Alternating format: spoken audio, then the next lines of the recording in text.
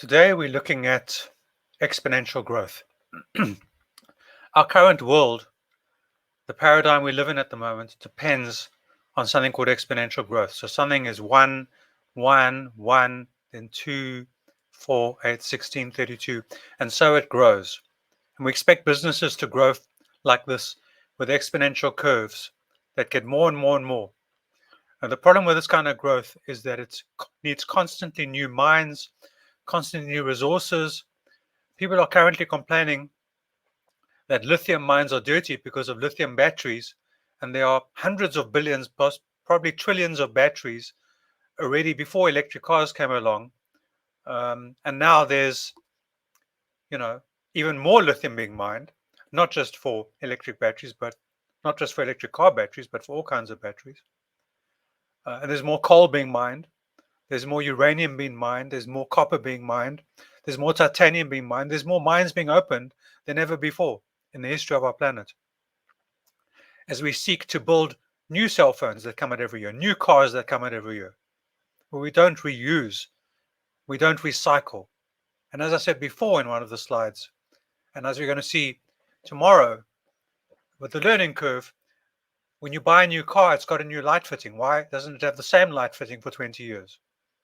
Yes, the light inside the light fitting can change. Sometimes I say, why do cars still have windscreen wipers if we've had so much progress? So the problem with the growth system that we have right at the moment is that it absorbs more and more materials and it needs more and more. Someone bought a Nokia 2110 cell phone. They had it for 10 years. Nowadays, the new Apple phones, 2022, don't have 3G in them anymore. So in Africa, which is only phasing out 2G now, which is Edge, E, 3G will be at least for the next 10 years, and 3G uses between a quarter and a third of the electricity of 5G, for example. So in a country, in a continent, even in Europe, with shortage of electricity, it doesn't make sense to be forcing people to upgrade hardware and software. I've got a 10-year-old MacBook Pro.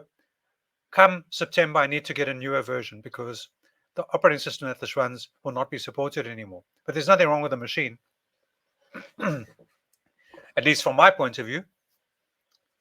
Why should I be forced to buy newer machines constantly? Why should I be forced to upgrade my cell phone every 2 or 3 years? Why should I be forced to need to add more and more material? Why do we have to live in this particular system? Listen to more presentations and see the answers. Thank you, and God bless you.